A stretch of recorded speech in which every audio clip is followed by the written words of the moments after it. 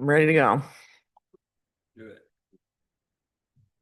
Okay, let's go ahead and call to order the June 18th, 2026 meeting of the Hood River Urban Renewal Advisory Committee. It is 5:31 p.m. This is your reminder to silence your cell phones. Today, we have what seems like no business from the audience, as there is no audience. I'm just going to go ahead and skip down. Do we have any agenda additions or corrections today from anyone? Nope, okay. We had some meeting minutes to look over, and were there any questions or comments or changes to any of those? Maybe. On page 5. Of the meeting minutes? Yep, first paragraph. It's suddenly, unless I don't understand, is it talking about middle housing construction or modest housing? Are you looking at the meeting minutes? Yes. Oh, yeah, okay. Well, page 5 or whatever. Yeah. And I didn't suddenly switch. I thought maybe it's a different term. We have changed the title to modest housing. Okay. Is that what it says? Yeah. Well, Okay. it says modest down there, and then 2 paragraphs above, or 1 paragraph above, it's referring to middle housing. Mhm. Are they 2 different things? Kind of, they're similar. So we used to be tied, the middle housing construction incentive used to be tied to using the city's middle housing code, which is building modestly sized homes.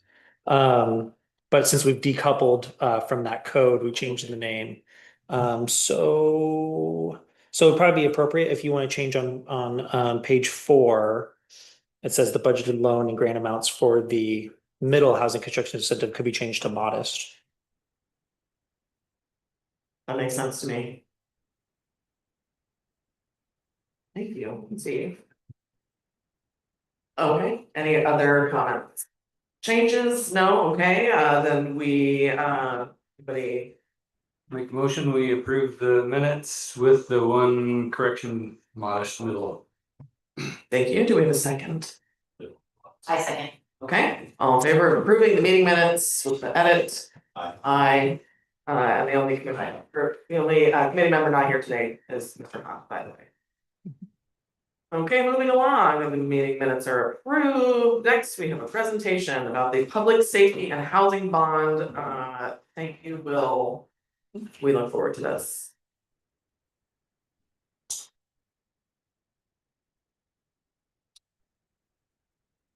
There we go. And yeah, thank you all for allowing me to present this to you. This is our first bond measure that the city's gone for, I think, since 2008. So it's a pretty big deal.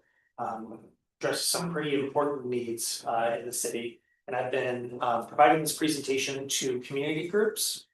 So I presented to the school board, going to present to the Downtown Association and Rotary, trying to raise just awareness, provide information. But also receive input because none of this is finalized yet. The city council identified these 2 potential investment targets, but we're in a listening mode right now, and they haven't decided to send anything to the ballot in November yet. That will be in July. So this is a big part of the process. So we're going to hit on the. Alright, I'm Oh. looking at this just in case we're having a little technical difficulty. Yeah.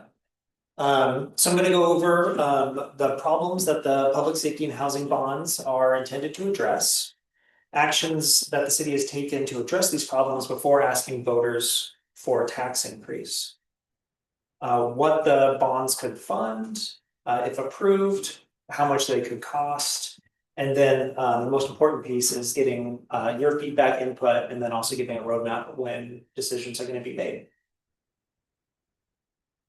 So first up is addressing our inadequate police facility. Right under our feet is where the police have been located. I think it's 2011 or 2010. It's a converted fire engine bay. So fire trucks used to come down the driveway, entrance only off of State Street, drive underneath our feet and park underneath here, and then respond out, kind of barn doors. Out onto Second Street, and that's when fire engines were much smaller than they are today. But in 2010, 2011, the city was in a consolidation mode during the Great Recession, and we sold property, moved offices back into City Hall, completely renovated the second floor. It's very nice today, but the basement received just the most minor of updates, understanding that it was not an ideal location for a police facility, and thinking that they would be moving somewhere else. Since 2011, they have been there, and so we've looked at other options, but now we're looking at basically the renovations that would have happened in 2011. Would we have known it was going to be their permanent home?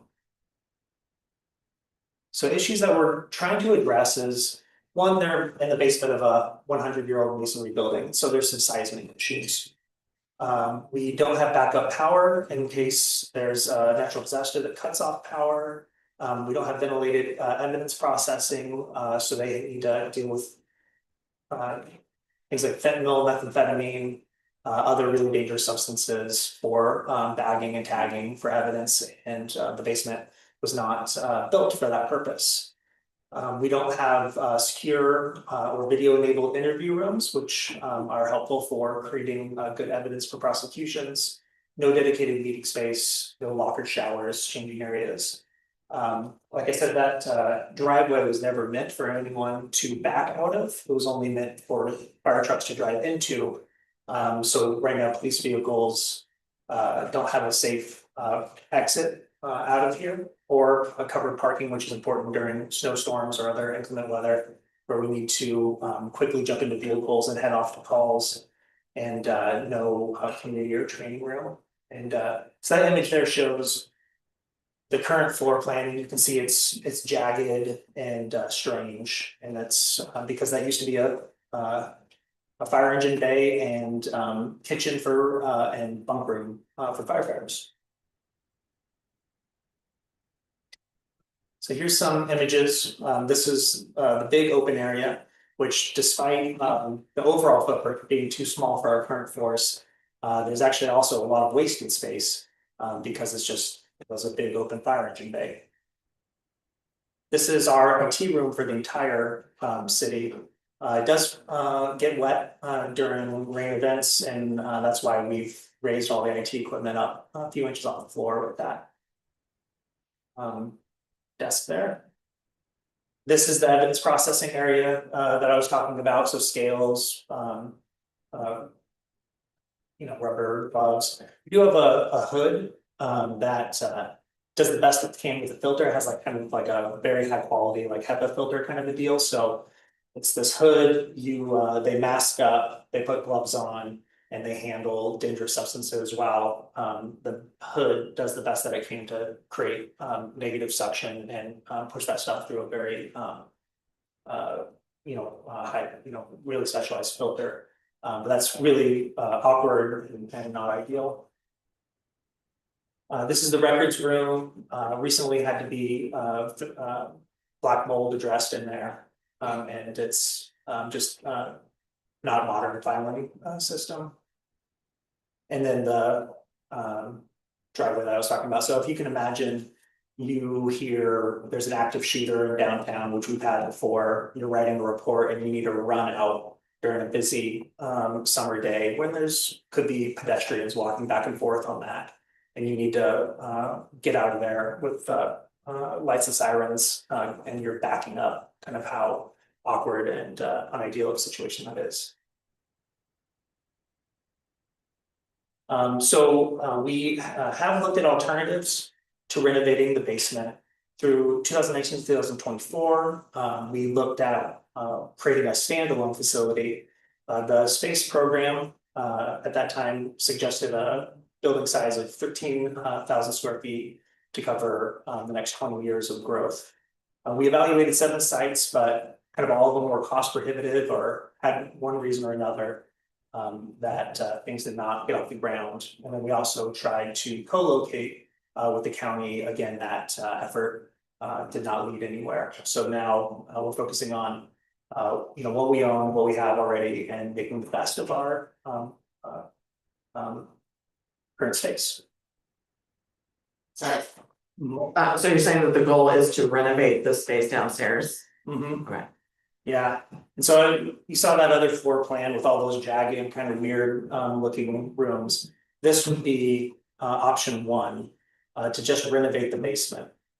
So make it a logical footprint, make it a logical room types, sizes for the workflow of a public safety facility. The entry and exit is widened. And just everything's placed in kind of logical areas. And then option number two would be to add onto the second floor of the of City Hall, and that would add enough offices to accommodate a second detective as well as another police supervisor. And so that would allow us to accommodate the next 20 years of staff growth. So the way I've been conceptualized is option one is renovating the basement to what it should have been renovated in 2011. Option two is allowing for the growth of the staff that we're going to need over the next years.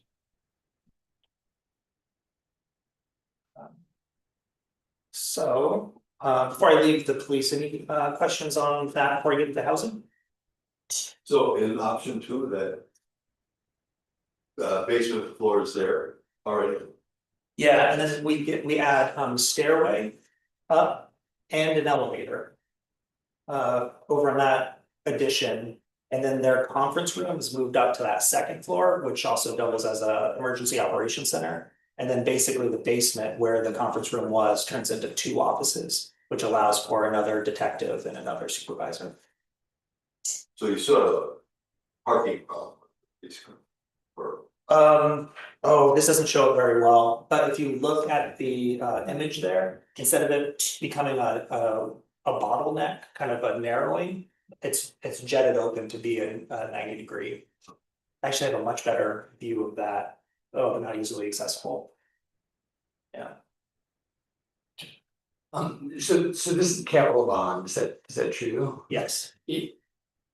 If what county's still talking about a justice center thing, is it possible to get an approval which would allow you to, if the county was all of a sudden on track to do something, could this money be used in that with similar square feet, or can it be written in a way that gives the flexibility if an opportunity comes up? I guess that's the best way to say that. Yeah, we probably could make it that open-ended. That's good.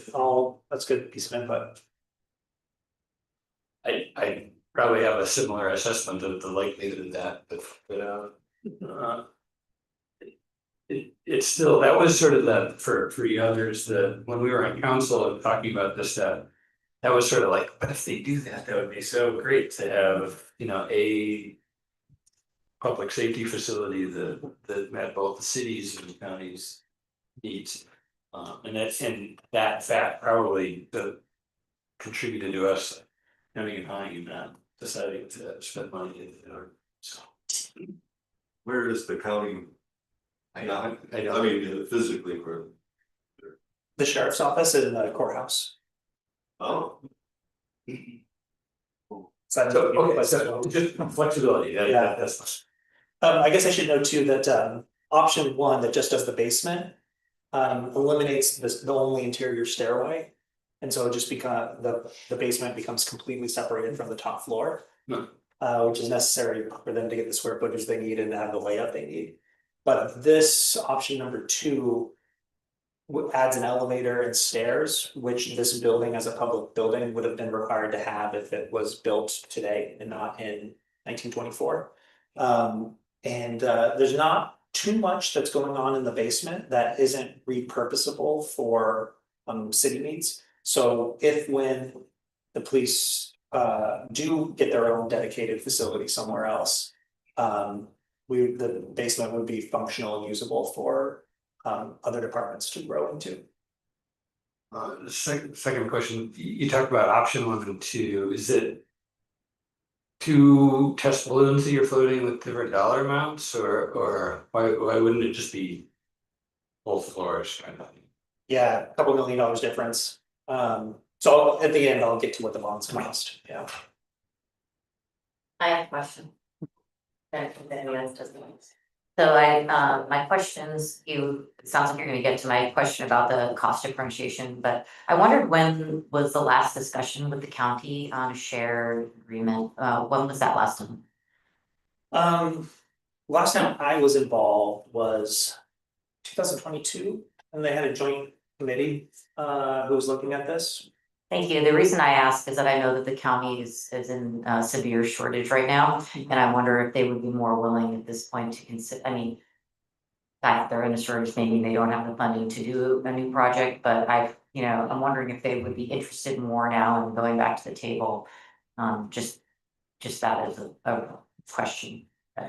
Yeah, but I was gonna say, the city manager's been constantly in contact with them through their facilities planning process. One thing, so their space need is like 170,000 square feet, and their project is like. Don't quote me on this, but like 60+ million. And so it's really the tail wagging the dog, we're like this tiny little fraction of their project. So we don't really move the dial.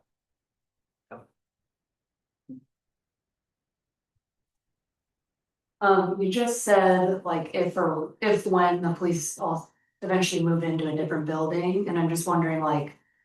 Regardless of whether this goes through or not, like are there realistic paths to that happening, or will this just be, it sounds like that's what was talked about 15 years ago as well, and there just weren't any paths to get there. Yeah, it's land is just so scarce. So we looked at where the pool is, and that's ideal for a number of reasons, but we just passed a pool bond, we're about to build a new pool there. We also kind of second best was over in the Columbia lot, but you know how Sacrosanct downtown parking is, right? So everything, there's no logical, clear. It's very hard to get everyone coalesced around the challenges that any place provides. A while back, we were trying to figure out what to do with the land up here, basically. Yeah, actually, I have drawings from the 1990s that placed the police station where State Street lot is now. I actually have drawings where we were planning a police station over in Morrison Park from 1985.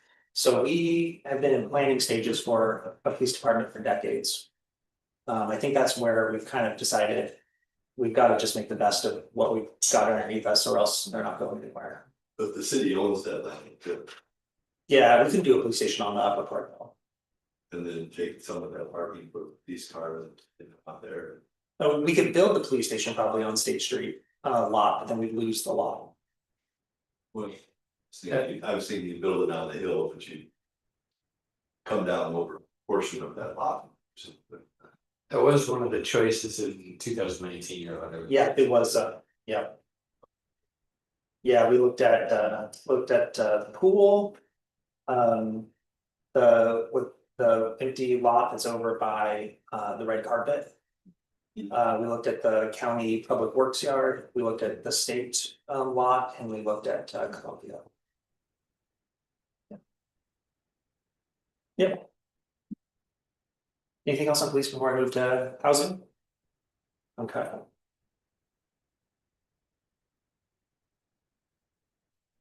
So getting into housing affordability, I have these 7 example V7 dwelling units built in the last 3 years that were sold on the open market. There have been more homes built in the last 3 years, but they've generally been custom homes or sold directly to people who had reserved a dwelling, like before they went on to the real estate multiple listing service. And so you can see the prices as well. Put some figures to that anecdote. This is City of Hood River housing permits going back to 2015. So back when Seaver Crop subdivision was still building out. We were permitting about 40 to 60 new dwelling units per year. And then that has really trailed off as Cedar Crop has built out, and there hasn't been any other subdivisions to take its place.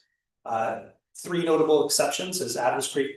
The three green bars there are multi-family units, and that's Adams Creek Co-housing, the Leeward apartments over on Cascade, and then the really big one is you can probably guess Mariposa Village. The absent those new housing permits have really dwindled down to a trickle.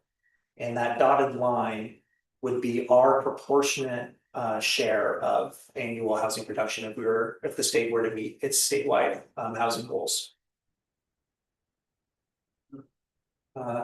This is the need from translated into area median income or household income group.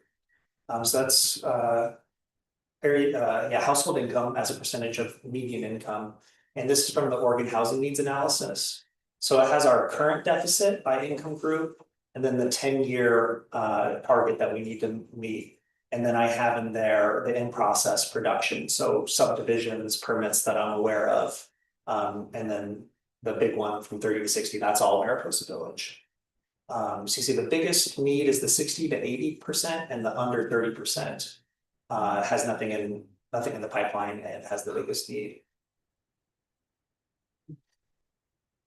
And I should say, the in process, some of this is like subdivision applications that have come in that won't produce any houses for another probably 3 years. Yeah, I was gonna ask if this just permits, but it's anything that's in any level of For forward. my realism, yeah, Okay. there's some of you have to maybe defer to my judgment on some of this, but it's like stuff that seems like it has traction and might actually be done. Okay.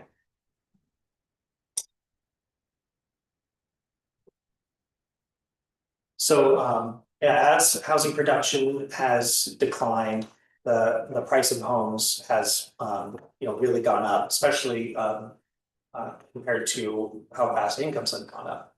So this shows the ratio of home value to household income in Hood River. And generally 3 to 1 is a rule of thumb for first-time home buyers. So if your household income is $100,000, maybe you should be looking at a $300,000 house. Back in 2012, we were at a 5 to 1 ratio. And most recently, in 2024, for the most recent household income numbers that the census has, we were at an 8 to 1. So as home prices went up, to some extent, they were blunted a bit by interest rates that kept going closer and closer and closer to zero.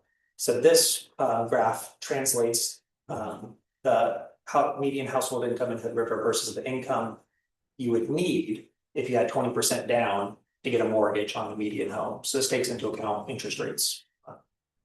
And so even as housing prices sort of got further and further and further out of reach, interest rates kept going down and down and down and down. And so they kind of actually stuck together a little bit up until just recently. So yeah. I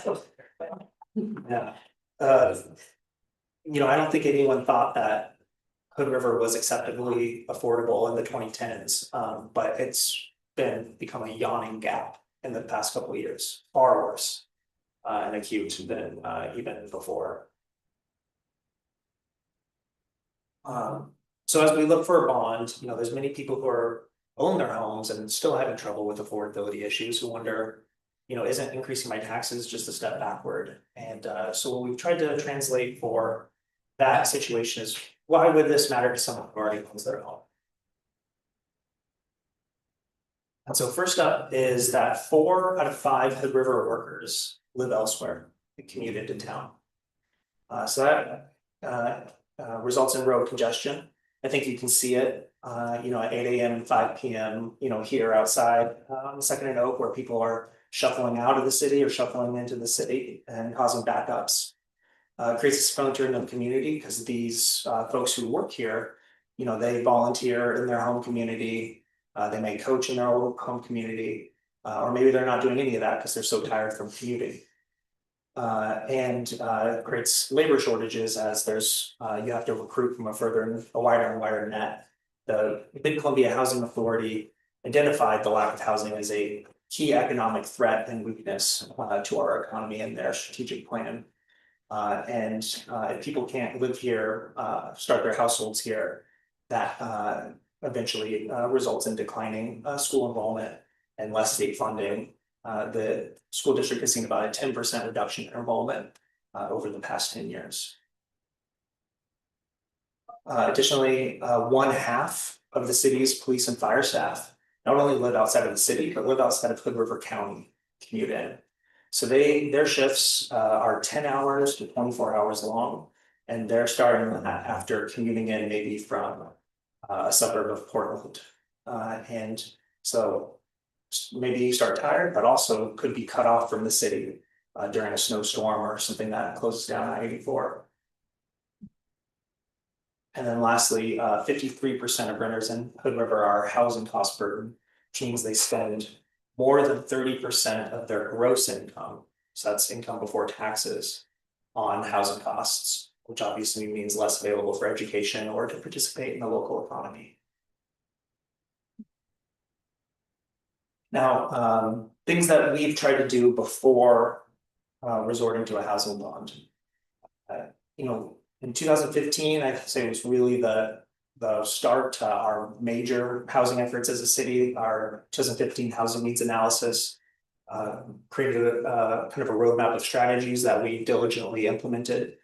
The first was regulating short-term rentals, and licensed short-term rentals have now fallen from a peak of 206 to now 157 this year.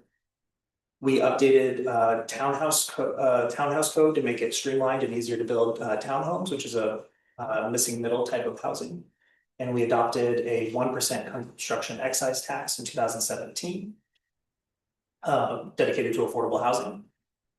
2019, we eliminated systems development charges for accessory dwelling units as long as they're attached to the meter of their primary residence, and eliminated all parking requirements. In 2020, we eliminated off-street parking requirements for residential conversion of downtown historic buildings, making it easier to make that conversion. Well, can I ask, has anything like that happened downtown that you know of? I'm not sure. Yeah, just curious. Yeah. We haven't built a lot of ADUs though. We're one of like the highest per capita in the state for ADU production. And in 2021, we purchased 7.1 acres for the future home of Mariposa Village, which is opening this summer. And that connects to the construction excise tax that we had passed in 2016. We borrowed against those funds in order to purchase this property. Then in 2022, we adopted the Middle Housing Code, which allows for significantly higher unit counts, lot coverage, and reduced parking requirements if you build modestly sized homes. And that image there shows what you would build under basically a conventional zoning versus how much more you can do under our Middle Housing Code. And a few people have taken advantage of that, but actually not that many. And that basically rounded out all the strategies from our 2015 strategy document. And so in 2022, we started a new effort to create basically a new battle plan and adopted the 2022 affordable housing strategy, which had committee members from local employers, real estate professionals, developers, and renters. All came together in committees and worked with Echo Northwest and built this new strategy document that has been guiding us ever since. One of the strategies out of that document was to create the West Side Urban Renewal District to fund infrastructure and housing investments on the west side. It also recommended direct subsidies for housing development. And so we've got the modest housing construction incentive live now. Outside of just this plan, the city has also implemented size-based systems development charges. So it used to be that your systems development charges were basically just based on your meter size. And so like commercial development on a 3-inch meter would pay a lot more than a single family home on a 3/4 inch meter. But a 4,000 square foot home and an 800 square foot home are both on a 3/4 inch meter. So we, through a data backed methodology found that, surprise, bigger homes can have more people in them. And so that could substantiate a different SDC for bigger and smaller homes. So we implemented that in 2025. And then the 2002 adopted affordable housing strategy. Its next recommendation was pursue a housing bond in 2026, which leads us to where we are today. Or how, if a housing bond was approved, how it could be used is essentially using Mariposa Village as an example.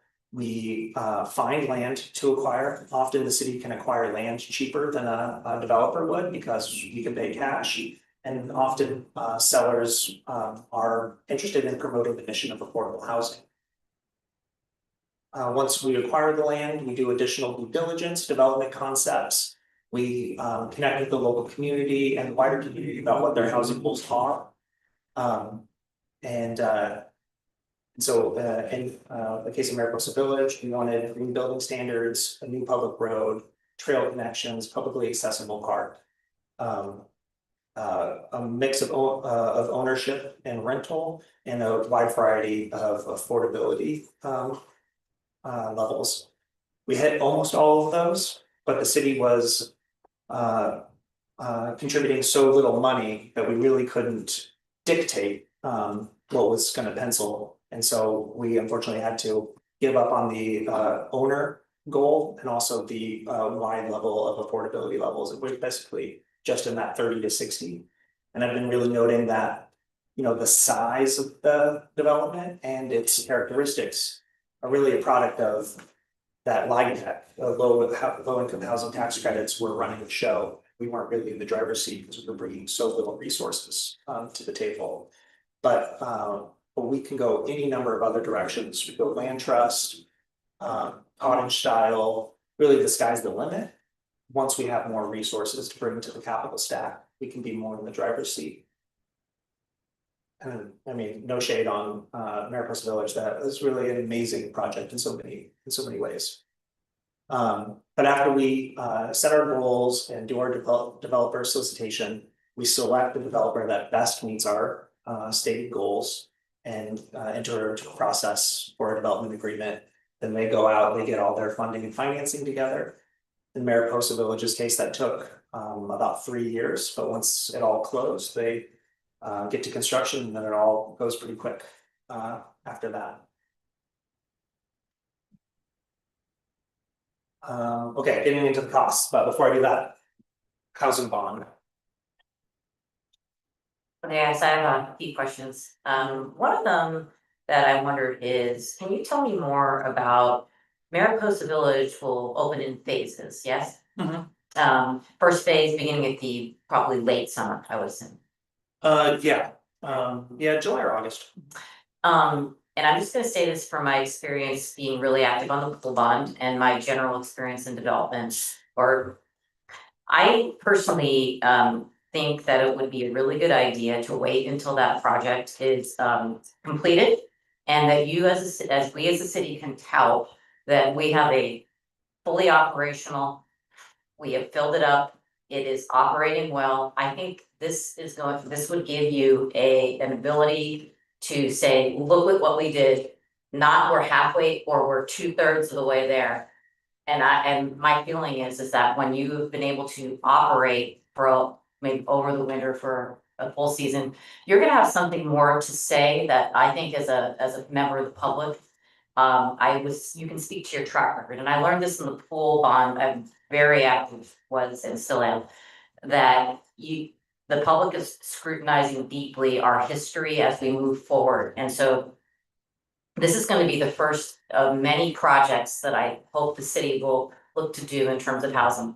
We start now with Mariposa Village as the way where we start to prove our track record and do it in a procedural way. So this is my recommendation, that maybe we wait a year and we can brag about it and really move with that. So that's one thing. I know that's a strong, others would disagree with me. So that was my first question. Now, my other question was, Hood River would be the first small city that would be doing a tax on the public for affordable housing. The only ones I'm aware of are Portland, maybe Salem, I can't remember, but larger cities. Yeah, So- Portland, Metro and Salem, you got it. And so we need, it is land, and that is one of the other reasons why I think it is extremely innovative. And we really wanna put our ducks in a row. Other cities don't do land acquisition. They must, like, I remember Coos, well, that's Coos Bay, Coos Bay. It's true that other cities haven't. They do donated land for land housing. acquisition, but well, not that many, really, that's kind of rare, but then what's ultra rare is doing a housing bond. Yeah, only Portland, Metro and That's Salem, how do you acquire land? yeah, This would be unique for a city our size. yeah, I mean. It was unconstitutional until 2016. So there was a So they threw the constitution out? Oregon Constitution, there was a voter, there was an amendment, that changed, a voter approved amendment to the Oregon Constitution that allowed housing bonds in 2016. So was housing bond different from just the, like, Portland had that bond to buy park land that, was like $100 gajillion kind of thing. That's different than this. Yeah, because the Oregon Constitution had a prohibition on what is called the lending of credit. And so municipal corporations could not essentially go into these development agreements, joint ventures, use public money for like community development partners who's building America's Village. They're a for-profit company. Right. And so we couldn't use tax-backed bonds for that purpose until 2016.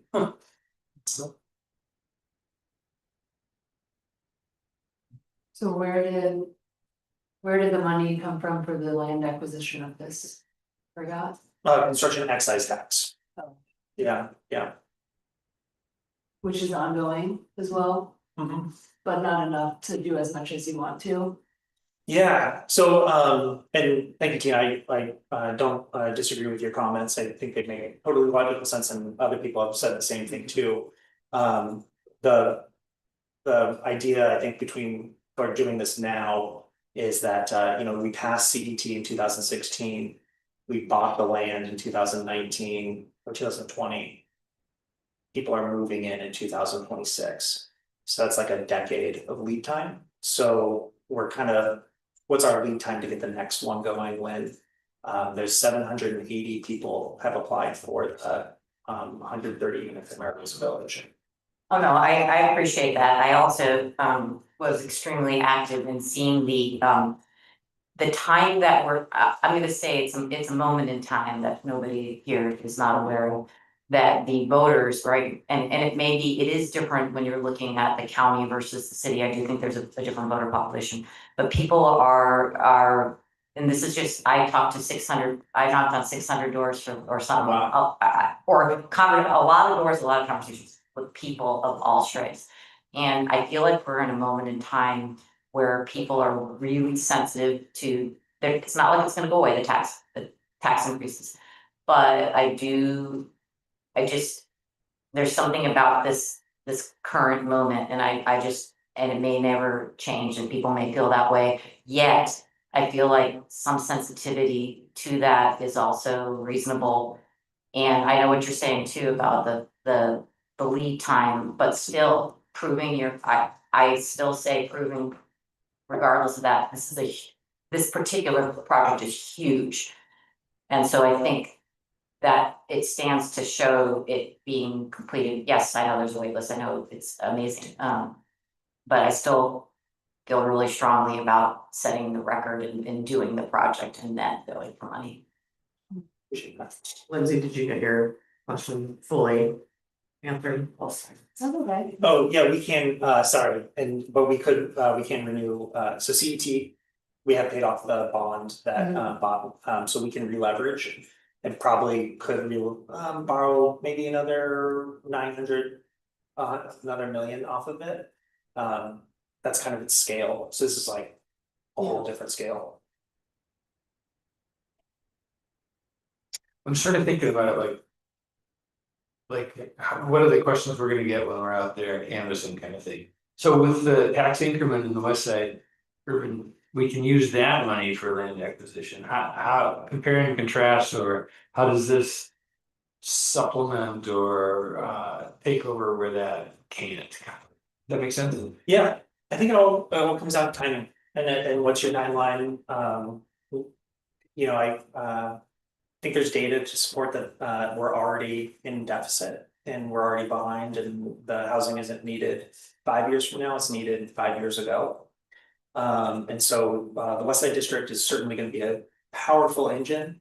But it is just slowly getting up off the runway right now. And so, 5 years from now, and depending on, you know, how infrastructure goes and if private development picks up.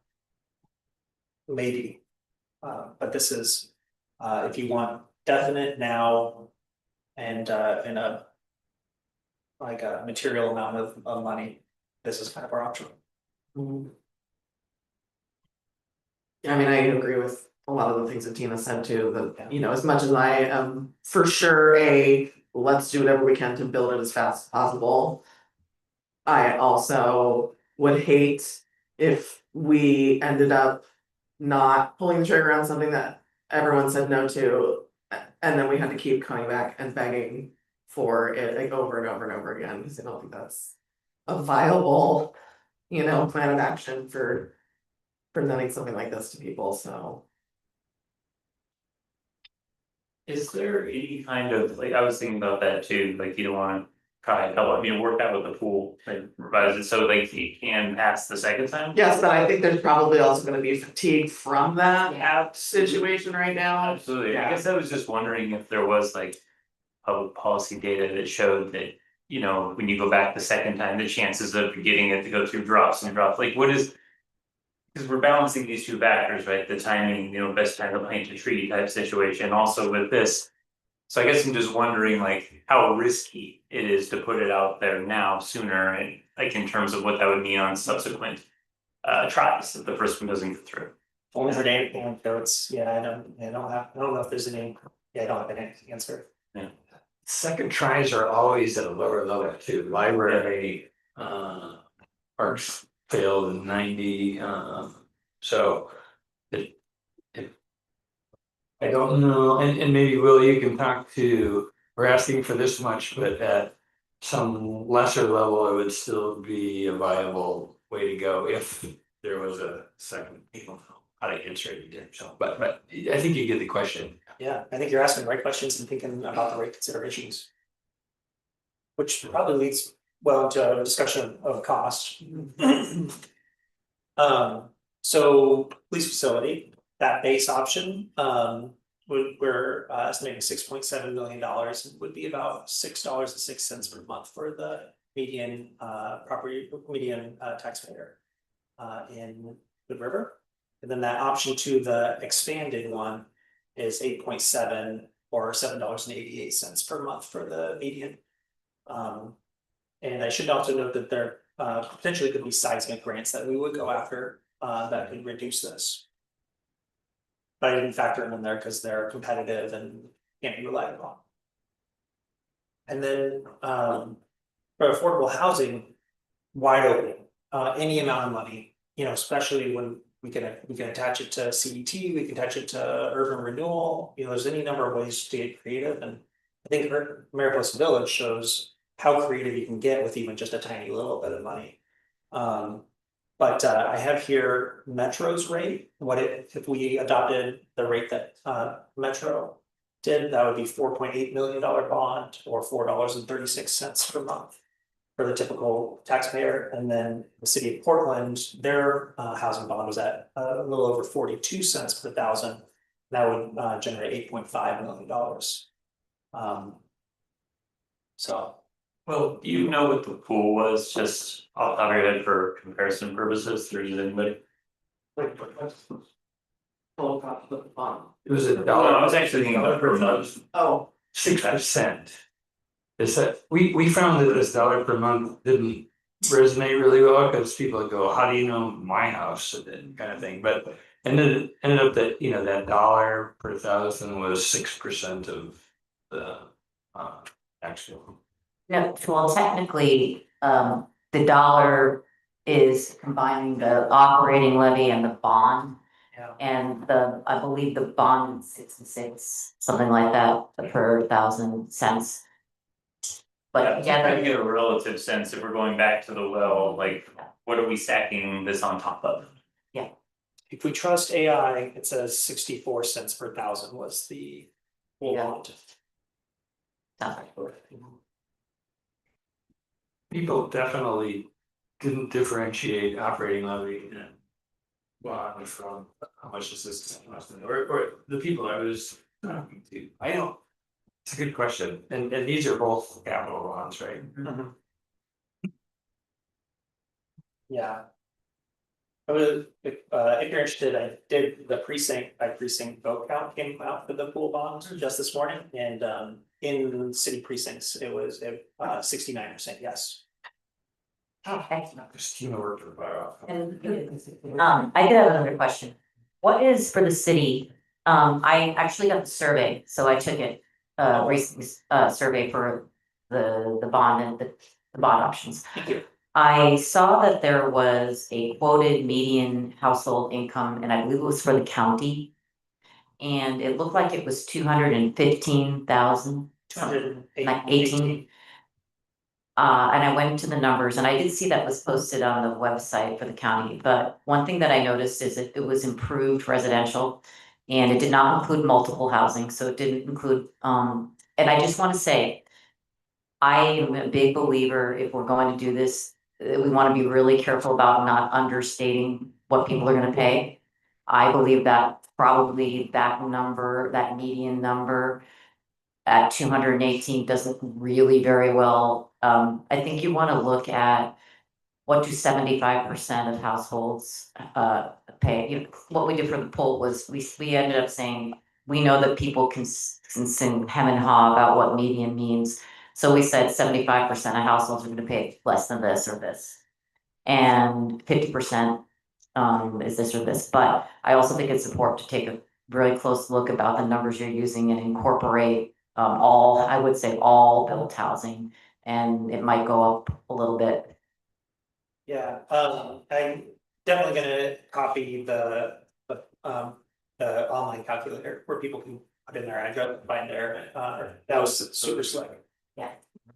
I also wanna know, these numbers are from last winter, interest rates change.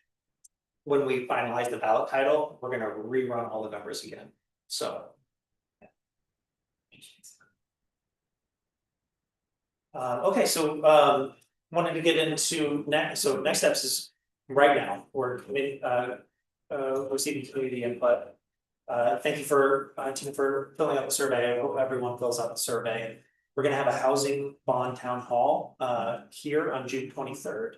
It's gonna be I'm gonna have Maui Meyer from real estate, Karen Long, executive director of the Housing Authority, and Alicia Sherburne, executive director of Big River Land Trust, and a panel. And I have some prepared questions for them, and then we'll also take audience questions about just kind of how to use the bond. And then on June 29th, we're gonna have an open house for the police station. It's gonna be in this area. We're gonna have informational stuff, but then we'll take, you can't just wander around the police station, so we're gonna take groups down to kind of walk around the police station.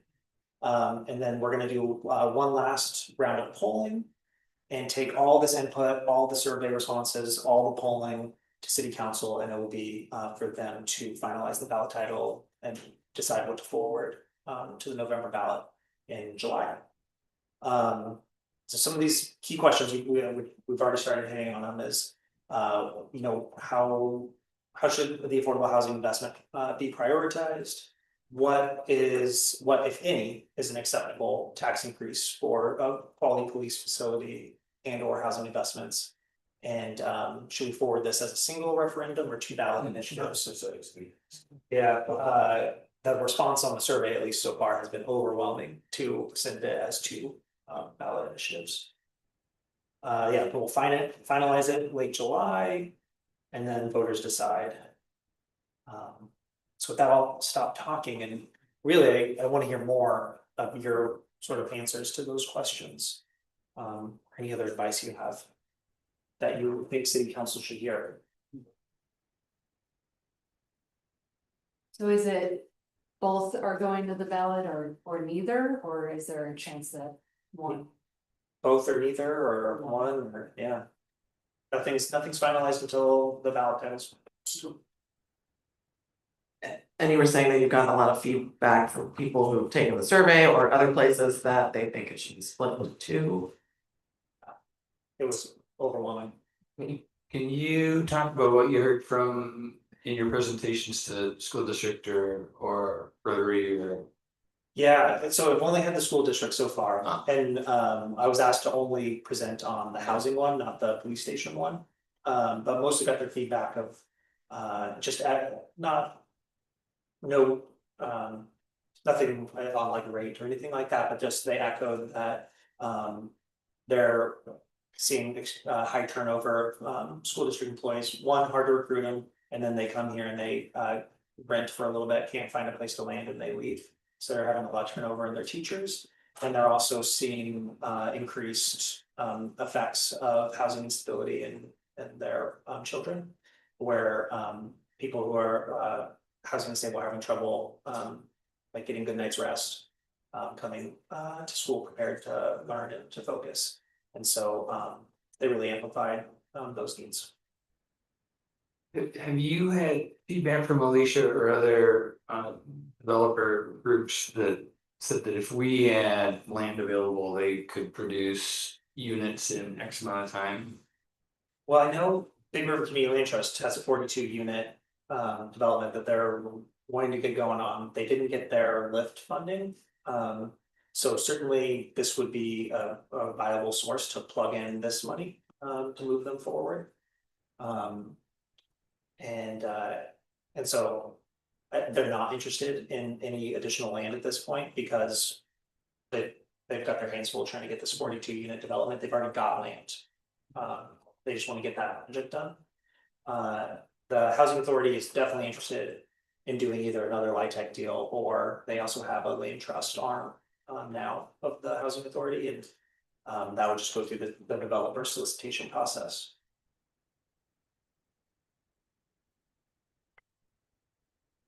Sorry, I have a lot of opinions on this matter. Great. I just happened to be looking into acquiring college housing. I know it's a tangential thing. But we saw that enrollment was going down at University of Oregon. There's some issues there, lower enrollment in college overall. And one of my research tasks was to look at college trends, which brought me to the demographic trends, which brought me to the national trend, but particularly also in Oregon, but just nationally, just of fewer children. So one thing that I would say, while declining enrollment is probably occurring in, Hood River, I believe it is a national and Oregon-wide effect. So just to, if one is speaking about this matter, I'm not sure that it's probably true, or it is definitely true that we should have worker housing. But I don't know if the school enrollment's gonna increase too much either way, because it's just a demographic shift.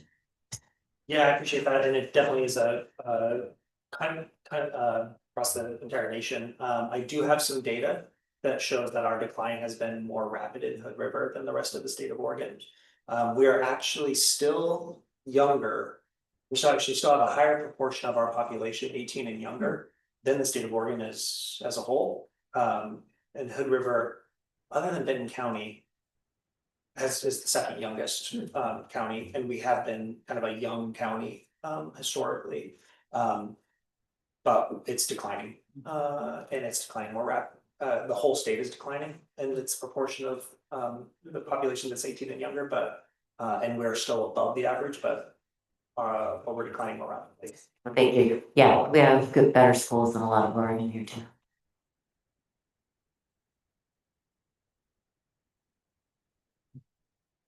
I mean, I think this is the first real presentation that I've been a part of about this bond, so my lack of things to say about it right now is not because I won't have things to say about it as we have more conversations in the town halls and things like that, but I think this is the only second time I've given the presentation. The first time I've given the presentation with the police portion of it, so any feedback on tightening it up or being more impactful or anything? I have one thought on that front, when you were kind of responding to Tina's comment about Mariposa Village and how that's very tangible example of what's going on here, when you're talking about the size of the wait list versus the number of spots. That's a very powerful and specific anecdote that supplements some of the like regional or demographic materials in the presentation now. Yeah, maybe grab from that. Yeah, sounds good. This may be uneducated comment, but the bond is for housing. This bond money is primarily for purchasing land, or is it financing the backing construction, or what's it being used for? Yeah, anything capital, so capital could be land, could also be funding for construction. Mariposa Village required both, so we purchased the land and then they also needed a little bit of supplementary support. Is there a way to, I mean, you're purchasing land from landowners? Is there a way to make them partners? So they basically provide the land in exchange for a profit from the houses, and you're not really giving them money in advance. They're just say, go ahead, use our land and pay us later. Yeah, that's just not how affordable housing works, unfortunately, because there is no profit. So like, can you, Tina can, probably say this more eloquently than I can, but affordable housing developers, earn their money through fees, not through profit, because there is no profit when you're renting below market. Does that make sense? Yeah, but they're starting with land provided by the city or somebody paid the landowner for the land. Mm-hmm. But you can take you can use your land to get an equity position in a private deal, but then there's a return on that investment that then you have a claim to because your land was part of the capital. But there is no down revenue stream in affordable housing. It's kind of permanently a money loser because it's being rented at below market rates. So there's no equity. The way the city could be the banker on the land. That's what we did with Mariposa Village, is we bought it and contributed it.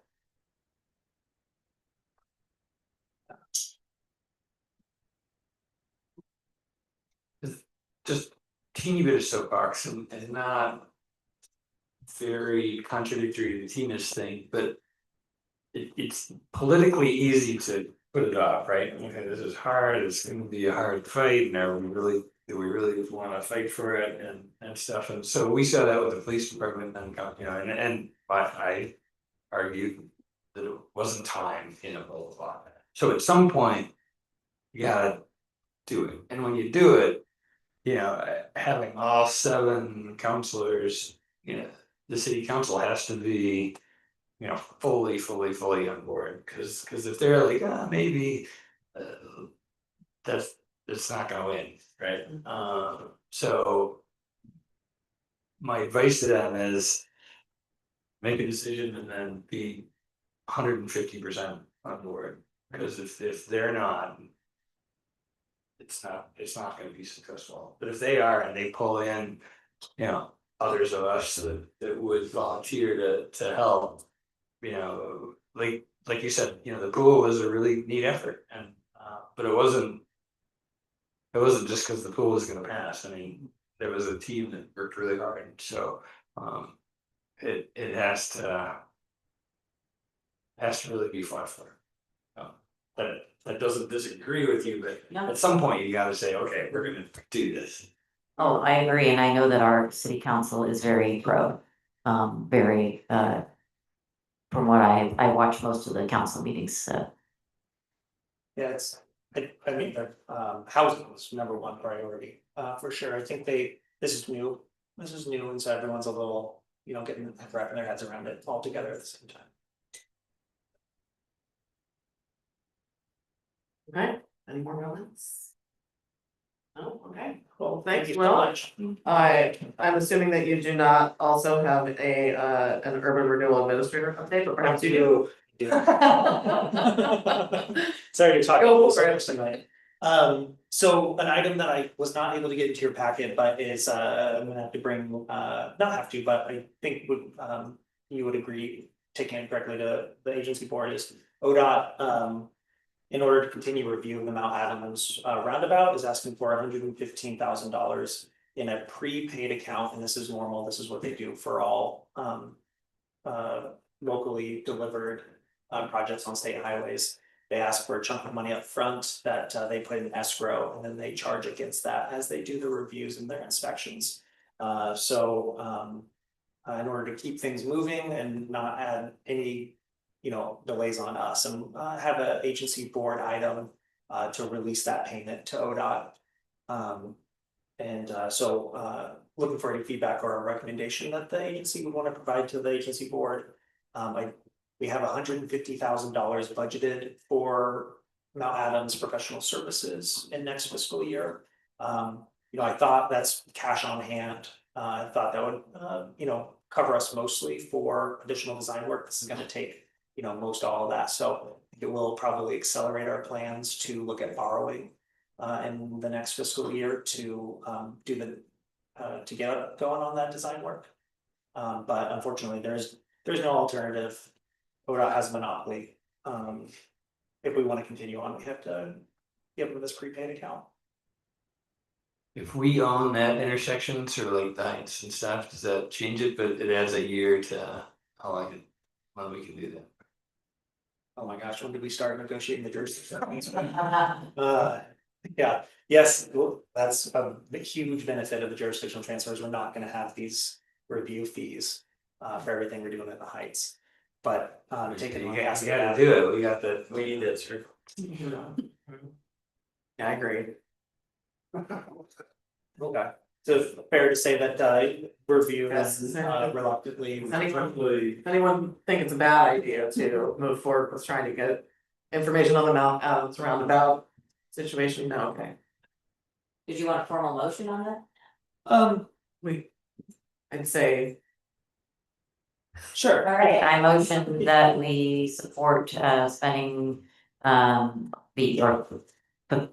filling up that escrow fee for ODOT. What was it, 115? $115,748.56. That amount. And not delay progress on the roundabout.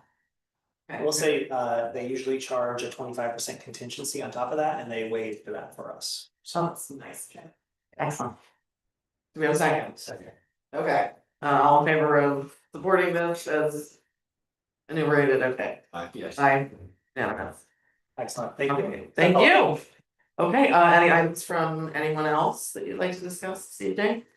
No, great, nice to see all of you, thank you, and then we'll go ahead and adjourn today's meeting, and it is 6:30.